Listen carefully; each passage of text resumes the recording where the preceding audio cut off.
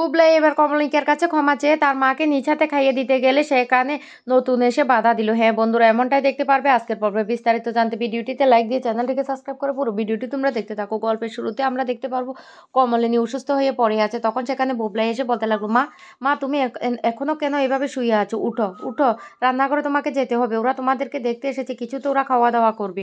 বর্ষা না হয় আমাকে একটু ব্রেকফাস্ট বানিয়ে দিয়েছে, তাও আবার আমি ডায়েট করি বলে। আর বর্ষা তো নিজের খাবার নিজে বানিয়ে খেতে জানে না। তাহলে তাহলে তুমি উঠো, রান্না করে যেতে হবে। তখনই বুবলাই দাদু বলতে লাগলো, এই বুবলাই, তোর মা না এসব কথাগুলো শোনার পরিস্থিতিতে এখন নেই, বুঝতে পারছিস না কেন? আর তখনই মিতিল বলতে লাগলো, শুন, তোর বউকে বল তোর বউ যেন শুধু তোর সেবাটাই করে, আমাদের কারোর কথা তোর বউকে ভাবতে হবে না। তখন এই কথা শুনে বর্ষা রেগে যায় আর বলতে লাগলো, এই কি বলছো তুমি, কি বলছো? তখন বলতে লাগলো, তুমি কি ভেবেছো আমাকেও নতুন কাকু ভেবেছো যে এই বাড়ি থেকে তাড়িয়ে দেবে? সেটা সম্ভব হবে না। বুবলাই তখন বলতে লাগলো, তোমাকে কি বলছি, কি বলছি মা? সব দোষ এখন কি আমার ঘাড়ে চেপে দিয়েছো? আমার জন্য তুমি খাচ্ছ না? দাঁড়াও, আমি তোমাকে খাইয়ে দেবো। তুমি এখন সব দাস আমার ঘাড়ে দিয়ে তুমি এখন শুয়ে আছো। উঠো মা উঠো, তোমাকে খাবারটা খেতে হবে। আমি খাইয়ে দিলে খাবে তো? দাঁড়াও, আমি তোমাকে এখনই খাবারটা খাইয়ে দিচ্ছি। এ মা উঠো উঠো। এই কথা বললে তখন কুর্চি বলতে লাগলো, হ্যাঁ আমরা কেউ খাওয়াতে পারিনি আর তুই খাইয়ে দিলে খাবে? আমার তো সেটা কিছুতে বিশ্বাস হচ্ছে না। তখনই বুবলাইয়ের ভাই এসে বলতে লাগলো, দাদা সবটা হয়েছে তোর জন্য, আর তুই এখন এখানে নাটক করছিস, একদম নাটক করবি না। তখন বুবলাই বলতে লাগলো, কি বলতে চাইছিস?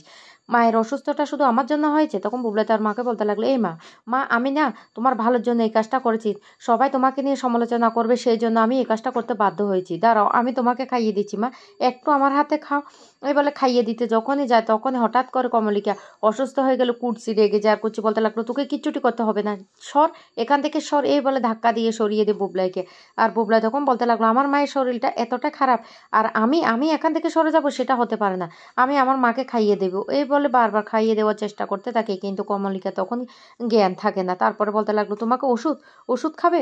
আমি খাইয়ে দিচ্ছি ওষুধটা। এই বলে ওষুধটা হাতে নিয়ে ওষুধটা খাওয়াতে গেলে কমলিকার অবস্থা খারাপ দেখে তখন সবাই ভয় পেয়েছে। আর কুচি বলতে লাগলো, বুবলাই তোকে বলছি তো তুই এখান থেকে সর সর। এই বলে ওকে সরিয়ে দিয়ে সবাই বলতে লাগলো, এই বৌদি কি হয়েছে কি হয়েছে? কিন্তু কমলিকা কোনো সাড়া দেয় না। তখন সবাই খুব কান্নাকাটি শুরু করতে থাকে। তখন মিতিল বলতে লাগলো, না আর অপেক্ষা করলে চলবে না, আমাকে নতুন কাকুকে খবরটা দিতে হবে। এই বলে মিতিল লুকিয়ে গিয়ে নতুনকে ফোন করে আর ফোন করে বলতে লাগলো, কাকু তুমি কোথায়? তখনই নতুন বলতে লাগলো, আমি না কলেজে যাওয়ার জন্য রেডি হচ্ছি। তখন বলতে লাগলো, কাকিমার না একদম শরীরটা ভালো নেই, অজ্ঞান হয়ে পড়ে গেছে, একবার যদি তুমি আসতে। তখন বলতে লাগলো, না আমি ওই বাড়িতে যাব না। তখনই মিতিল বলতে লাগলো, শুনো কাকুমণি আর তোমার মধ্যে কী সম্পর্ক সেটা আমি বেশ ভালো করে জানি, তোমরা যে খুব ভালো বন্ধুত্বের সম্পর্ক। ওই দিন যখন কাকুমণি সমুদ্রে একটা ভুল করে ডুবে যাচ্ছিল তখন তোমার পরিস্থিতি কী হয়েছিল আমি সেটা দেখে বুঝতে পারছি, কারণ এখন আমি অ্যাডাল্ট। তাই তুমি যদি একবার আসো, তুমি তোমার জায়গা থেকে ঠিক, তুমি নিঃশব্দে কাকুমণির জীবন থেকে সরে গেছো, কিন্তু কাকুমণি সেটা মন থেকে কিছুতে মেনে নিতে পারেনি।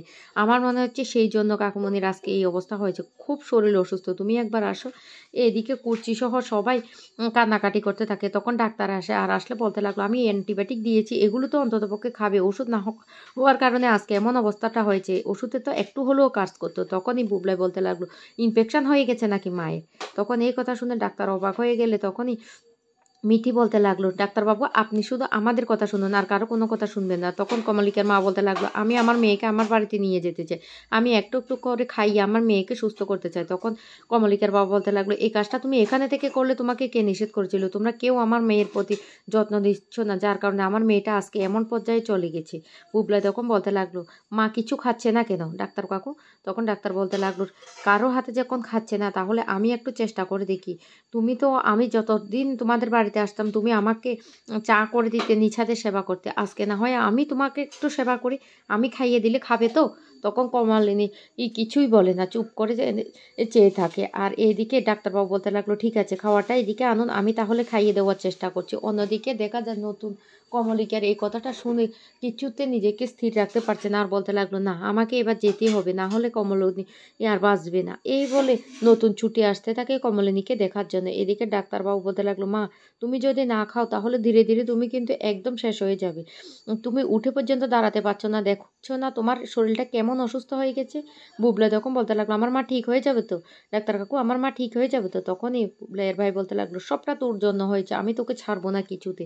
তখন বুবলাই বলতে লাগলো, কি বলছিস? তার জন্য কি আমি দায়ী? আমি দায়ী আমার মায়ের এই অবস্থার জন্য? তো বন্ধুরা কেমন লেগেছে আজকের পর্বটি?